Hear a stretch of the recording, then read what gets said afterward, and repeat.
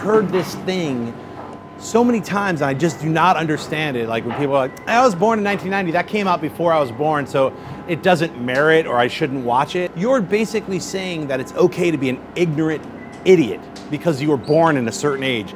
And they have this weird blank, like deer in the headlights, look like I'm talking about some kind of a silent movie or something. I don't want to see that. It's like 3 hours long. What's wrong with a movie that's 3 hours long? You're getting so much extra story. I don't even understand why people would complain unless the movie sucks, and then we wouldn't be talking about it if it sucks. You're not going to hear about movies that are 3 hours long that were made in 1960 that fucking suck. You have to kind of step up and get into it and let a movie, absorb your entire presence. That's just kind of how it goes. I don't know what else to say. You know, you're born in 1990. You suck.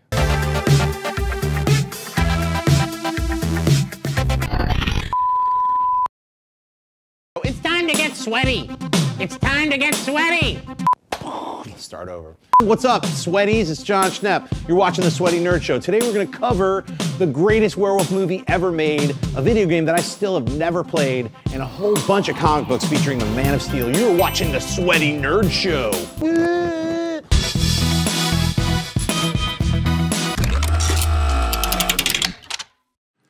Hey, welcome to another edition of Sweaty Special Effects Nerds. I'm Jon Schnepp, and I'm sitting here with Cig Neutron, the special effects prosthetics master that you've seen from Face Off and a bunch of other awesome things. Cig, what's up, man? Hey, how's it going? Good to see you again. We're here to talk about another amazing special effects prosthetics-filled film.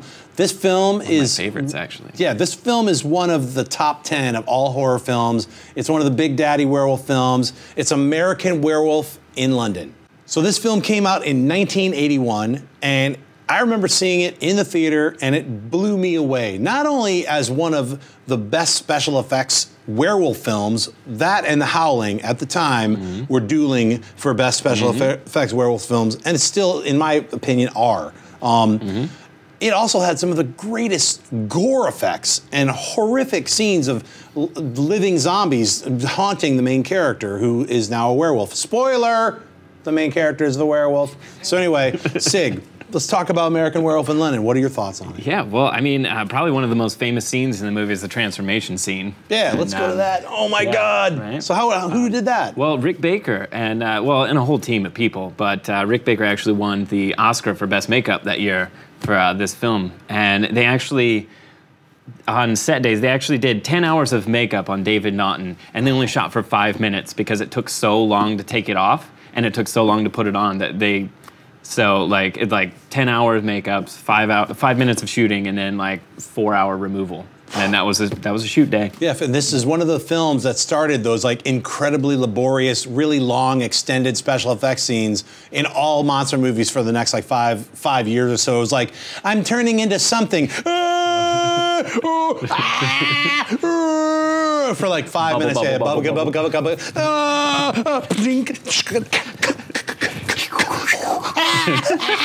Yeah, just like literally 5 minutes of bubbling, and like Steve Johnson worked on a whole bunch of these different guys worked on these. Yeah, a bunch of special effects masters. Let's talk about Griffin Dunne as the freakish image of his best friend as an undead. You know, I'm just hanging out rotting. Like.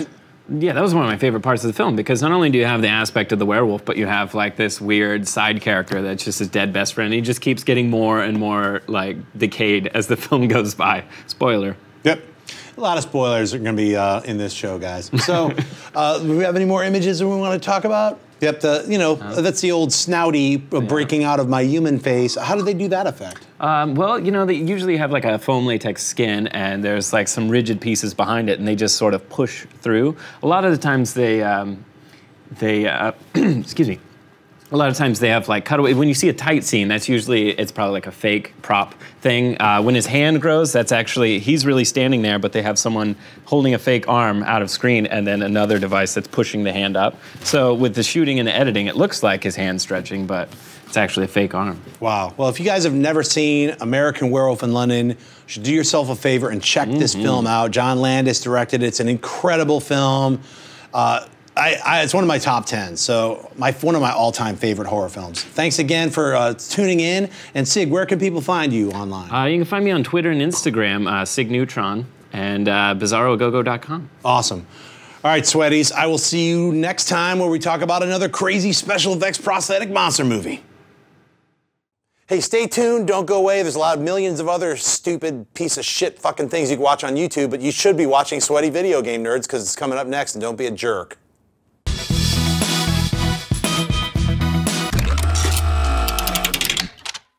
Hey, welcome to another episode of Sweaty Video Game Nerds. I'm Jon Schnepp, and I'm going to be talking about Legend of Zelda with Maude Garrett. Okay, so this is something that breaks my heart. You do not like The Legend of Zelda. I don't think you've ever played any of the games. It is not that I do not like Legend of Zelda. I've never played Legend of Zelda. How awesome does this just look? We've got I want to pet the little horse. That's not a little horse, that is a Pona. That is a badass horse. That is awesome. It's going to save you. We've got the Hylian Shield, or Hylian, depending where you're from, with the Triforce on it. Why is the Triforce important? Because it represents power, courage, and wisdom, and it's on my finger in a tattoo. Nice. She's got a Triforce tattoo, fellas. There's a reason for this, because it's the best game ever. It is undisputed. You need to play this game before you die, or I will cry. This doesn't matter. We don't really care. We don't need the old. We're just saying it started back in 1986, and this was kind of what Zelda looked like back then. Zelda is well. That's not Zelda. That's Link. Ooh. Okay. Sorry. I don't know. Ow. Do you know how often that breaks my heart? So Link is the protagonist. Okay. Zelda's the princess, and you have to work with her to save Hyrule. That's kind of the premise of the game. Okay. Zelda the series is as old as I am, so I haven't actually played A Link to the Past and these particular games, which was on the NES like a long, long time ago. The #1 game you should play is Ocarina of Time. That trailer, the little pic that we just saw right there. The little pic, the best thing you've ever seen in your life. So is this from it right here? This is actually Twilight Princess, if I'm not mistaken, which was on the Wii, which is, again, pretty good. It's just not as good as this one. Best game ever. Look at all your weapons that you have. You have the Master Sword. Move over Master Chief. It's all about the Master Sword. You have a fairy that saves your life. That is your ocarina. That is a hook shot. That is a wolf that is trying to kill you. All right, I am going to play the Macarena of Time. Hey, Macarena, Legend of Zelda, right? Is that how it... I'm sorry. Maude Garrett, where can people find you online? With Link, because we're going to make sweet, sweet love. I'm kidding. You can find me at Maude Garrett on Twitter, and you can find at Geek Bombshells, which is Geek Bomb, my company that I have as well. Yay! And you can find me eventually playing Legend of Zelda, Ocarina, Macarena, the Sweaty Video Game Nerds. Hey, Zelda! Oh my God, look at it! I love when people have to announce that they have to go take a shit. What, are you gonna take a picture of it and show it to me?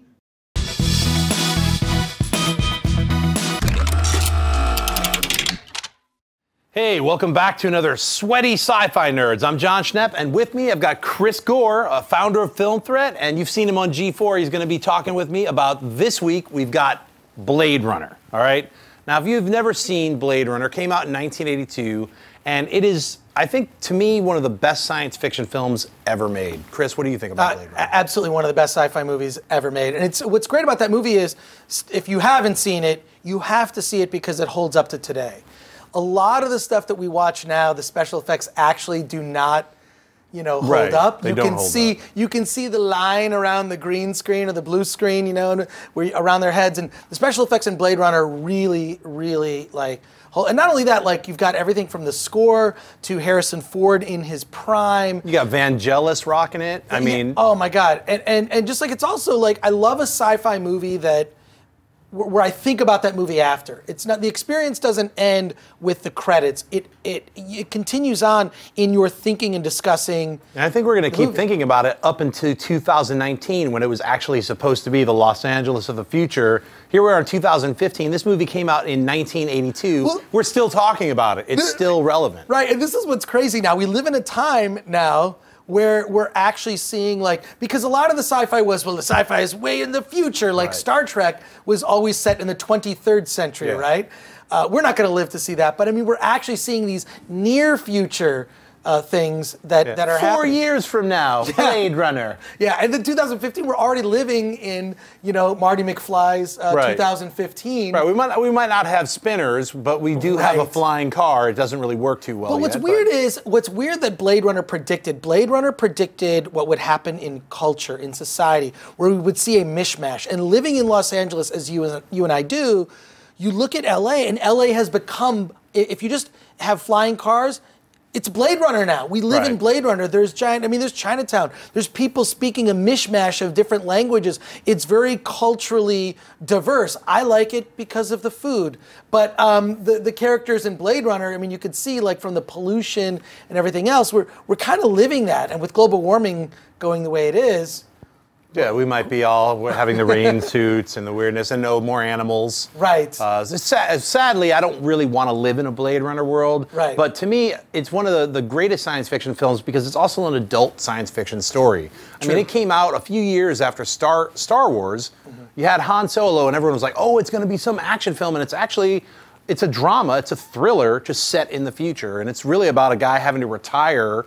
Are they human androids? Replicants is what they were called, but they were basically like synthetic humans. And are they real? Do they have their own rights just as you and I do? So. And begs the question, should gay robots be allowed to marry? Well, in the future, they're not allowed to do anything but, basically be human slaves. I mean, it was adapted from Do Androids Dream of Electric Sheep? Mm-hmm. Philip K. Dick. But yeah, I mean, I remember reading that book, and what a tough read. I remember reading it when I was like a 10. I was like, it's weird, it's a hard when read. you read like some of the adaptations of some of these science fiction novels had almost like nothing to do with their, with the original source material. I remember reading Logan's Run when I was a kid in 3rd grade, when the movie first came out, and I was, I'm going to read the novel of it, and it owes almost nothing. In fact, in the Logan's Run novel, they kill you when you're 21. Yes, it's the totally first young adult book ever, before young adult. It's kind of a young, yeah. It's actually, if they made Logan's Run now, it would be more of like that sort of young adult thing. Divergent weirdness. Yeah. Yes, all that sort of weird culture stuff, But Blade Runner, I mean, it stands the test of time as one of the all-time great science fiction films. Which version of Blade Runner is your favorite? Like they had the 1982 version, then it came out on VHS with extra violence. I don't know if you remember that. Right. Then there was like the director's cut, and then there was the final cut. And of course, with the Blu-ray, there was a work print version. Yeah, there were 5 different versions of it that came out on the Blu-ray. I happen to like the work print version because it doesn't have it's rumored that Harrison Ford, when he went in to do the voiceover, kind of spoke in this monotone voice, hoping that they would not use the voiceover, and then they did. I like that version, the work print version that doesn't have the voiceover, because it uses actually temp music from Planet of the Apes. I don't know why I noticed that, but I love the Planet of the Apes score. Well, my answer is I love all versions. Because all of them have a little bit of something different in them, and it's just a little extra, It's kind of like I love cheeseburgers, but every once in a while I like a bacon cheeseburger. Sometimes I like fried onions. Right. And that's what the Blade Runner different versions are. They're like different versions of the same Remember, thing. they don't have animals in the future, so if you're a vegetarian like me, it's all veggie burgers in Blade Runner. All right, so that's it for us. We're going to wrap it up. Chris, where can people find you online? You can find me at chrisgore.com or follow me on Twitter at @thatchrisgore. And thanks again. We're talking about Blade Runner. Thanks for tuning in to another episode of Sweaty Sci Fi Nerds.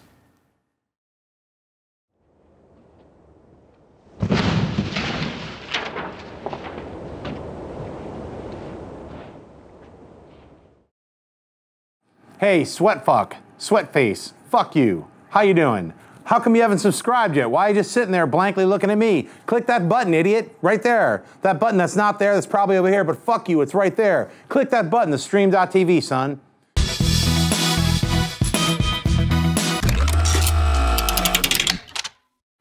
Hey, welcome to another segment of Sweaty Comic Book Nerds. I'm Jon Schnepp. Sitting across from me is Comic Book Girl 19. Thanks for coming. Hi, guys. This segment, we are going to be talking about the big blue Boy Scout himself, Superman, and some of the most amazing comic books that this guy has appeared in. As you know, I've been doing this documentary about the Superman Lives movie that never got made, The Death of Superman Lives, What Happened. You'll be able to see that very soon. If not, you're watching it right now after you watch this segment. But until then, we're going to talk about some of the comic books that changed our lives and the ones that you should actually read if you haven't. What's your favorite? My favorite, hands down, is All-Star Superman, Grant Morrison. I never really understood the character of Superman until I read this. I didn't appreciate him because I thought he was the big blue Boy Scout. I was like, he's boring. He can do whatever he wants, whatever. But this really showed his vulnerabilities and showed just what what an amazing archetype he is, you know, and how he's really just kind of like this modern god for us. And I love Grant Morrison's take.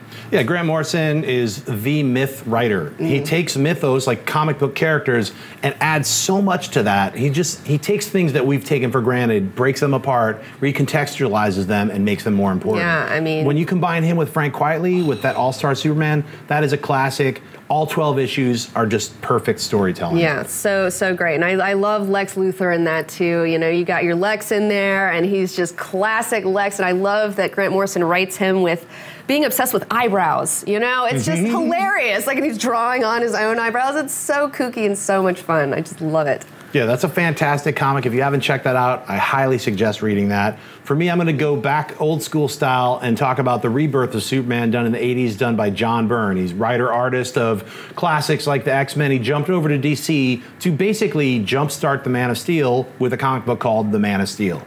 And it retold Superman's origin with a brand new take, redid Krypton, redid all the characters, made Lex Luthor more of a businessman, not an evil scientist, added so much different flavors to it that now we just take for granted. If you've never checked out the 1986 run by John Byrne, that's one I would say buy the 6-issue miniseries called Man of Steel. It's really worth reading. A great modern retelling of Superman's origins, I feel like, is Superman Birthright by Mark Waid. Lena Liu did amazing artwork for that as well. But that one's a great one if you want to just somewhere to start. This is a great one. It just goes through Clark Kent and really talks about Kent becoming Superman and why he makes these decisions and his kind of first year out kind of taking care of Metropolis. And so that one's a really great starting point for people who are interested in Superman.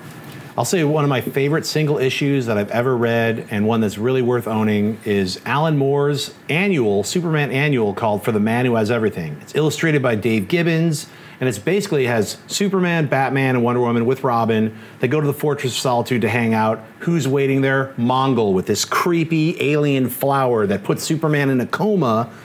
And then he's like fighting Wonder Woman. You've never seen Wonder Woman go toe-to-toe with someone. She's fighting Mongol while Superman is in a coma, imagining that Krypton never blew up, and he's growing up having an entire life on Krypton.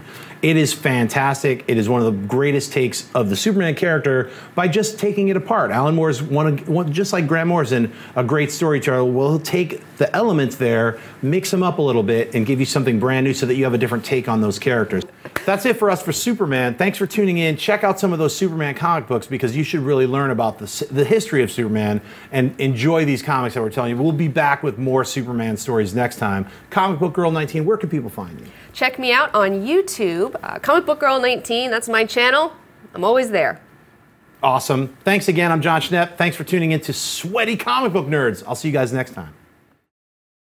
Hey, thanks for tuning in and watching the show. If you're interested in getting any of the stuff that we talked about, click on these links and you can buy or purchase them. Right over here, you can get all those Superman comic books that we talked about, full runs, trade paperbacks, hardcovers. Up here is Legend of Zelda, try out the game that I still haven't played. And right here is An American Werewolf in London, one of the greatest werewolf movies of all time. I'll see you guys next time on the show that we do. I'll see you guys next time on Sweaty Nerds!